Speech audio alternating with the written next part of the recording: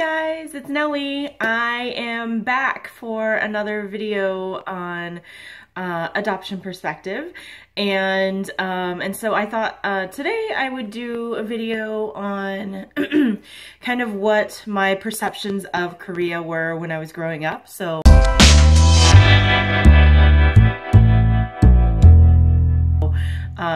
based on the information that I was given, what I thought Korea was, and now, granted, I have not been there yet as an adult, but through the courtesy of YouTube and other things and knowing people from Korea, I have now been able to kind of get a better understanding of what Korea is like now. So, growing up, you know, I think I shared in a previous video, I shared a box of things that I had, and that's kind of Korea in a box, if you will. And so I had a book, I think, written from, I don't know, maybe it was like the 1970s, and it was, you know, about like the Korean War and the people before the Korean War and stuff like that. And I also had books on like traditional Korean stuff. And that's really all I had to go by.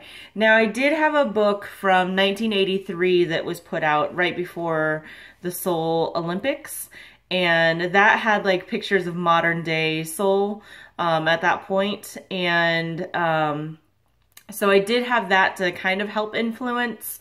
But when I was little, I really thought that Korea was just like a dirty place. I mean, I thought that it was like all old village and people, you know, like when you, like people wearing hanbok and the guys wearing the little, like the little hats with the wide brims.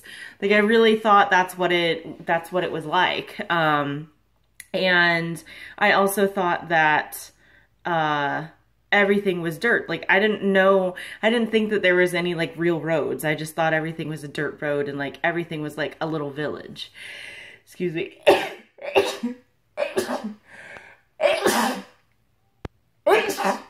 Excuse me. My sneezes come in multiples. So I, you know, had this image that, oh, well, because I used to go through periods of time where I would be really mad at my birth mom, and I always talk to God through, I always like talk to God to send my birth mom messages, so I used to always like, I would get mad at her and you know, like, why did you do this? And it was mostly when like times were rough, when I was growing up, when things were rough with my parents or whatever, then I would revert. That was like my go-to, and that was like my catharsis, I guess. And, but then I would get to a point of be like, well, you know, I don't want to be growing up and like eating dirt and eating rice and like only, you know, only having a few things and like living in a little tiny shack. And so that's kind of my image of Korea. I thought everybody, it's like almost if you were to go to like a living museum, and like that's what I would think that Korea was like. Fast forward fast forward really to HershNoeie, to like 2009, and started watching YouTube videos, doing stuff like that, and watching documentaries and stuff, and it blew my mind to see like Seoul, and all of the buildings with like the LED lights and just everything and the vibrancy, and seeing like Myeongdong and Dongdaemun and all these different places. I was blown away, and I was like, okay, well, everything that I thought Korea was has just been and that's an okay bubble to have bursted, because you know, I'm fine with that bubble being burst. But it's fascinating.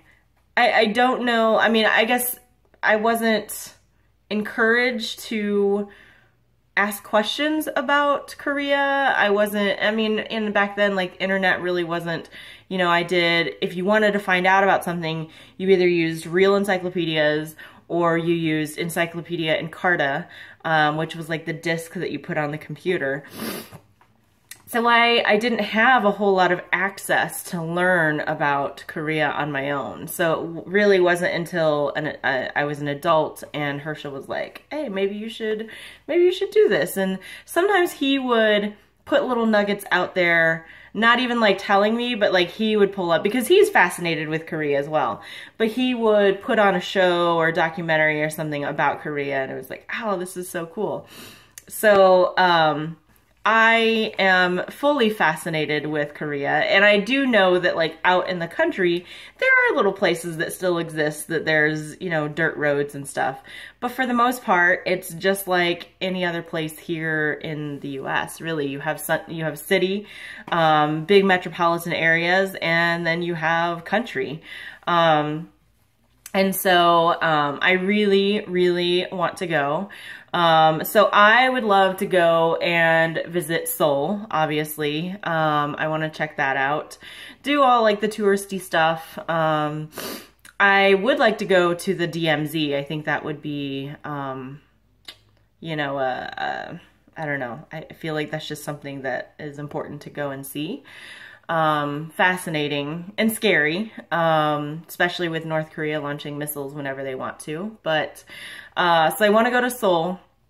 I definitely want to go to Gwangju, which is down, on the southern part of South Korea, which is where I was born. So I really want to see that area. It's actually a pretty decent sized city as well. Mountains, close to the water. So, you know, I live in the Seattle area now, in Tacoma. I have mountains and I'm close to the water, so I'm at home here. And then I'd like to go to Busan and check that out. It would be fun to take the KTX from Seoul to Busan. And then I think we'd have to take like a bus to Gwangju, maybe? I'm not sure. And then I would also love to go to Jeju Island, which is, I think they call it like the Hawaii of Korea. So those are all places that I would love to go and visit.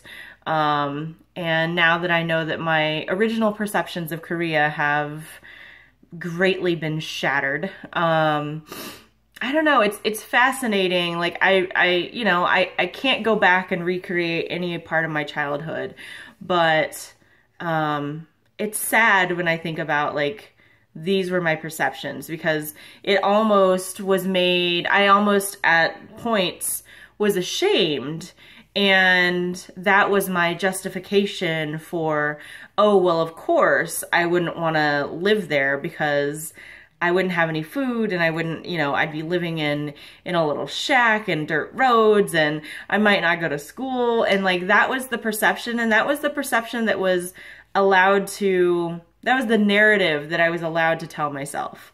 And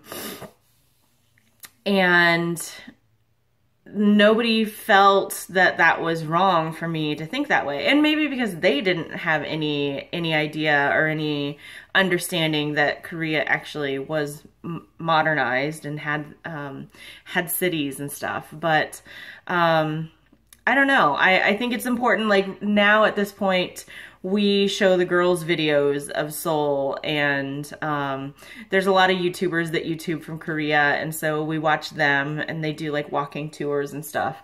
And it's just really cool to be able to see that and experience that. One of the things that I'm most excited to check out is the food stalls, the street food. I'm so excited to be able to check that out. But I really want to be there. I want to smell the air. I want to feel the air. I want to just embrace everything that it is. And, you know, and I wonder what that first feeling is going to feel like for me. And I try not to like hype things up too much, because I also don't want to get disappointed or frustrated if I don't feel things. But I kind of feel like it's somewhat impossible to not have some sort of emotion or feeling the first time that I go there and touch down. I don't know when we're going. I think our 5-year plan is to get there and get the girls there. We obviously want to go I'd like to go when Zeta is old enough to at least remember. So it's not like one of those things, oh yeah, you've been there, but you were 2, so you don't remember. I'd like for her to be able to be old enough to have some memories of like, oh yes, I've been to Korea. So, you know, she's going on one this summer, which I cannot believe. But so probably our 5-year plan is to be there in about 5 years. So I had kind of made it a goal of mine to be there before I was 40, or by the time I'm 40. So that's 5 years. So I think we'll make it happen. But I am really excited to be able to experience it for myself. But I am also glad that I don't have that perception of it being this dirty, tiny little village. And again, there's nothing wrong with those villages and stuff. I'd like to see some of those, but I thought that's how the whole country was. So then I'm like, well, why would I have wanted to grow up there? But the reality was quite different. So I think that's all the thoughts I have for today on that. Yeah, if you have any questions or any ideas related to adoption themes or topics, hopefully y'all know I am a pretty open book when it comes to adoption and my experience with that. So if you have any questions that you'd like for me to answer in a future video, please leave those below. I would love to hear those. And until next time, I'll see you guys later. Bye guys!